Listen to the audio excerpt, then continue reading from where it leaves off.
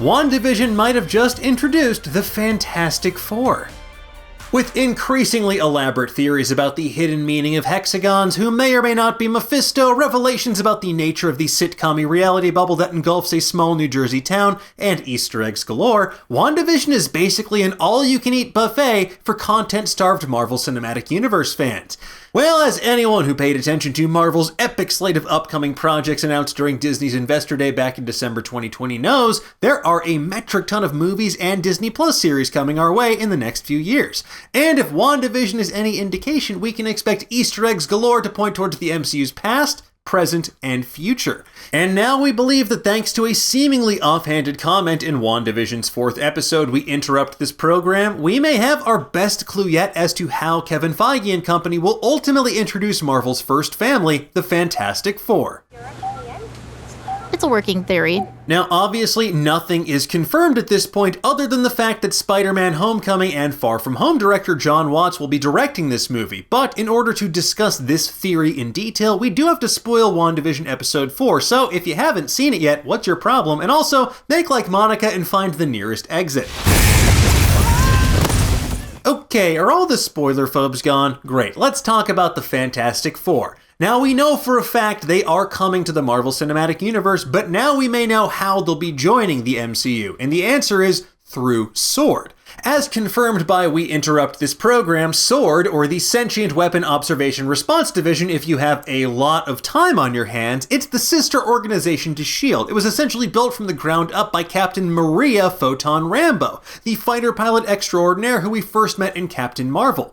Now, during that movie, Maria gained first-hand experience with Kree, Skrulls, and the shocking knowledge that we are not alone in this universe. While Maria never found herself on the business end of a flirkin like Nick Fury did, she did head up the world's leading organization in responding to extraterrestrial threats. We also learned during episode 4 that Maria's daughter, Monica Rambeau, who previously we met as Geraldine in episodes 2 and 3, was a high-ranking S.W.O.R.D. agent prior to getting dusted by Thanos during the Snapping.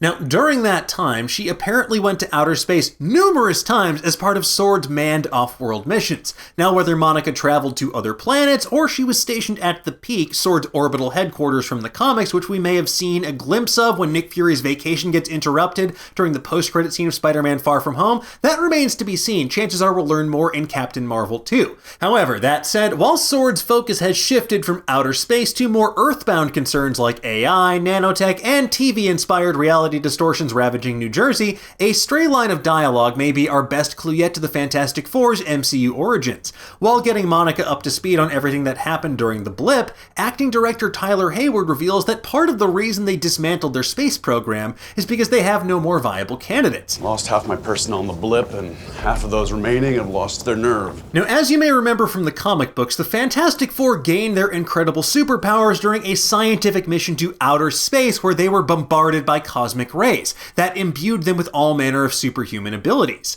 So what if the Fantastic Four were part of S.W.O.R.D.'s space program? It's a nice, elegant way to explain their presence in the MCU without taking us all the way back to the 1960s for another period piece. Now, WandaVision also went out of its way to mention the presence of cosmic rays in episode 4. Specifically, WandaVision mentioned CMBR. Cosmic microwave background radiation. Which is actually leftover radiation from the Big Bang. Now, CMBR is what causes TV and radio static, so that may have just been a simple way to add some sort of unexpected science to Wanda's reality bubble, but it also may have been a subtle way of teasing the raw multiverse opening potential of Wanda's powers. Maybe she can cause a Big Bang to create the multiverse. But while cosmic microwave background radiation is harmless to humans, cosmic radiation like the kind Reed Richards, Sue Storm, Johnny Storm, and Ben Grimm could have experienced on an off-world mission for S.W.O.R.D., that's another story entirely. However, whether they were snapped by Thanos or trapped somewhere else like Scott Lang was in the quantum realm, or just simply on a far, far away planet, that's a question we won't know the answer to for quite some time. But if the Fantastic Four were trapped in the quantum realm, then perhaps we really could make the case for a group of superheroes straight out of the 1960s joining us in the present day, kinda like how Janet Van Dyne did after being trapped inside the quantum realm for years and years on end. Maybe they were trapped inside of Kang the Conqueror's glass-domed city of Chronopolis. It's his headquarters that exists outside the flow of time as we understand it, and presumably exists in the quantum realm in the context of the Marvel Cinematic Universe. And with Kang set to appear as the villain in Ant-Man Quantum Quantumania, anything is on the table. Now, this isn't the first clue to the Fantastic Four's presence in the MCU because, as we learned during Spider-Man Homecoming, Tony Stark sold Avengers Tower and arranged for its contents to be transported to the newer Avengers facility in upstate New York. So, who moved in? Well, during Spider-Man Far From Home, we see a brief shot of Avengers Tower, which is in the middle of renovations, and a sign at ground level tells us, "We can't wait to show you what comes next," followed by the numbers 1, 2, and 3, and a question mark. And what comes after 3? Well, all logic points to 4, specifically the Fantastic Four. Maybe they are taking over the building formerly known as Avengers Tower and rechristening it the Baxter Building, their iconic HQ from the comics. And considering what a state-of-the-art building Avengers Tower is, a technophile like Reed Richards would likely be drawn to the house that Tony Stark built, especially as a base of operations for all manner of science-y superheroics.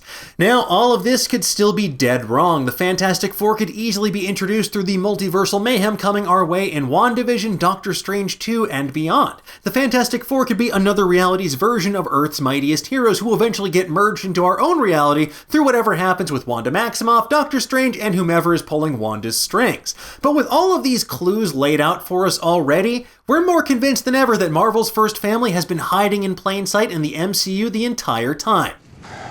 Oh, you gotta be shitting me.